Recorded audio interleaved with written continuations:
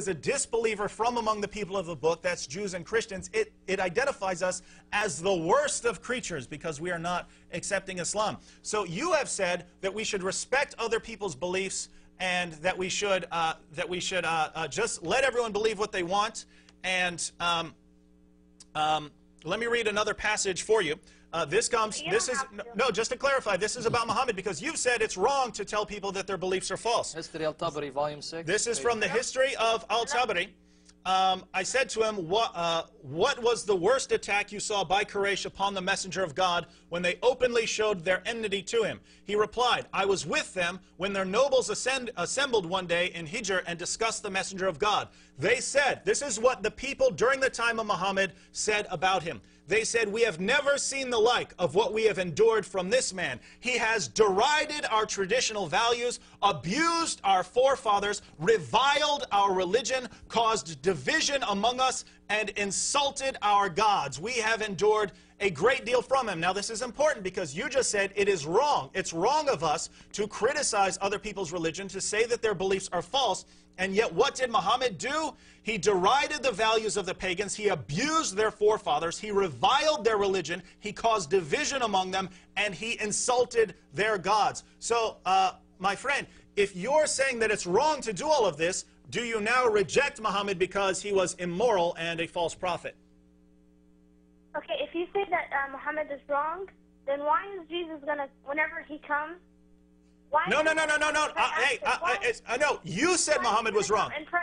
No, you said Muhammad was wrong. You said, no, listen, because you missed the point. You're saying, if you're saying Muhammad was wrong, I'm pointing out that you just said Muhammad was wrong. You said it's wrong to criticize people's beliefs. And Muhammad, both in the Quran and in his daily life in Mecca, constantly criticized the beliefs. He condemned the beliefs of the pagans. He condemned the beliefs of the Jews. He condemned the beliefs of the Christians. Not all the beliefs of the Jews and Christians, but many of the beliefs of the Jews and Christians, such as the Christian belief in the deity of Christ and Jesus' death on the cross.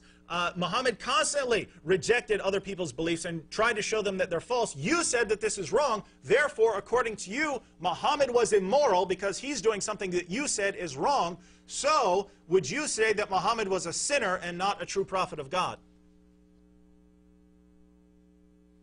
Is she there? Did we lose her? Jamil, are you there? I think that... okay. Jamil, if you don't get to call back, please call back in the next program. We're also having programs tomorrow. Please call back and have... What's the topic? Give the name of the title. Later today, we're discussing the satanic verses. These are verses that Muhammad delivered and claimed were from God, and then later came back and said, no, actually, these are from the devil. All right. And then tomorrow, we're going to discuss the incarnation of Jesus. So why did God have to become incarnate? And we'll also be discussing whether Islam is truly monotheistic. Very interesting topic. So please call back during these shows. We have more calls? We have a lot of them? Yeah, poor guys.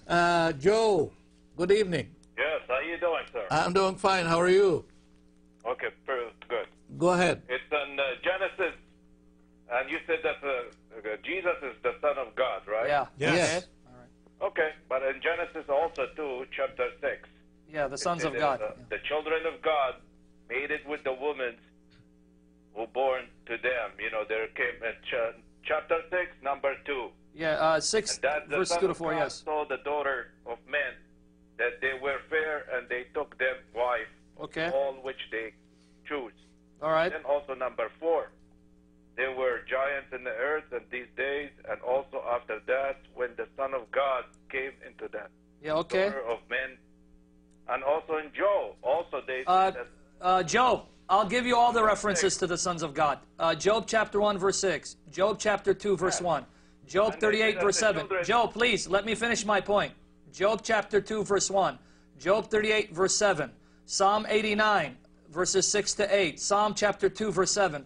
We know there are references to sons of God. Get to your point, because I know where you're going with this. Don't bombard me with 20 verses where it talks about sons of God. Luke 3:38, Adam's a son of God. What's your point so we can address it? We don't have much time. The only child of God. What was that? I couldn't hear you. I said that Jesus is not the only child of God. If you read the New Testament... Okay, let me address that point, Joe. Like I was going to say, Pastor Joe. Let me address the point. If you read what the New Testament says, go to John chapter 1, verse 14. John chapter 1, verse 18. I'm going to give you the references, and I'm going to tell you why they're important. John chapter 3, verse 16. John 3, verse 18. And then 1 John chapter 4, verse 9. There, Jesus is called the unique Son of God, the only Son of His kind. The Greek word monogenes, the New Testament's not written in English, it's written in Greek. Monogenes means the only Son of His kind. No Christian denies that God has sons. What we say on the basis of the New Testament, as well as the Old Testament, that Jesus is the unique Son because there is no other Son like Him. And if you want to ask me what makes Him unique, we can discuss that. So no one ever said that Jesus is the only Son, period. He's the only Son of His kind, even though there are other sons. None of them are like Him because He's separate from the rest for various reasons. If you want me to discuss the reasons, ask me. Come, he have more children. No, look, you completely missed the point. Lots of people can be called children of God. I'm a child of God. Sam is a child of God. We're children of God. What we're saying is that we're not children of God in the same sense as Jesus. Exactly. Jesus is the Son of God in the sense that he is a member of the Trinity, Father, Son, and Holy Spirit. Jesus is a Son of God in a unique sense. I'm a child of God in a completely different sense, in the sense that I'm created by God and that I am redeemed by God and therefore a child of God.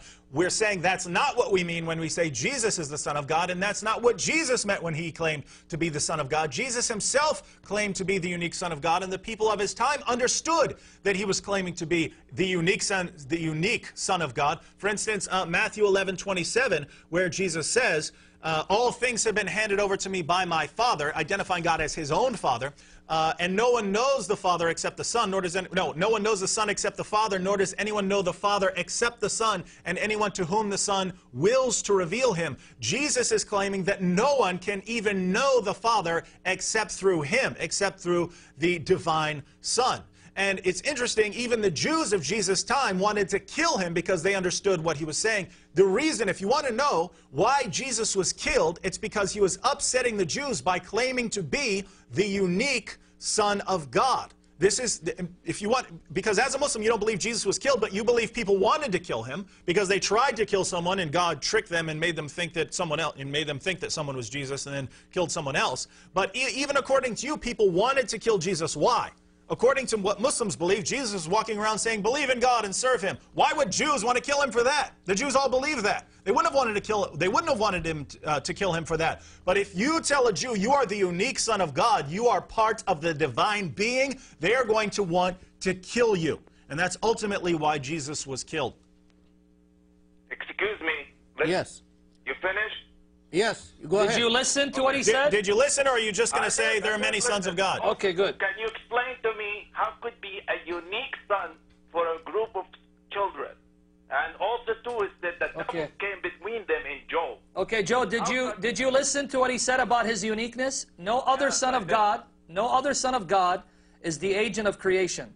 The New Testament says Jesus existed before creation. Joe, let me answer your point. Don't speak over me, please. If you read the New Testament, Jesus existed in eternity before He became man from the Virgin Mary with the Father and the Spirit. If you go to John chapter 1 verses 1 to 3, it says, in the beginning was the Word. The Word was with God. The Word was God. He was with God in the beginning. All things were made through Him, the Word. Nothing has been made without Him that has been made. Then John 1:10 says, He was in the world, and the world was made through Him, but it did not recognize Him. John 1:14 says the Word became flesh. So this Word that's eternal, that existed with God the Father in intimate fellowship, this Word that the Father used to create everything became flesh. No other Son of God is uncreated. No other Son of God was used by God the Father to create. Jesus is eternal, He's uncreated, and He created everything with the Father for Himself. That's what makes Him unique. So we answered your question. What's your other objection? How come you said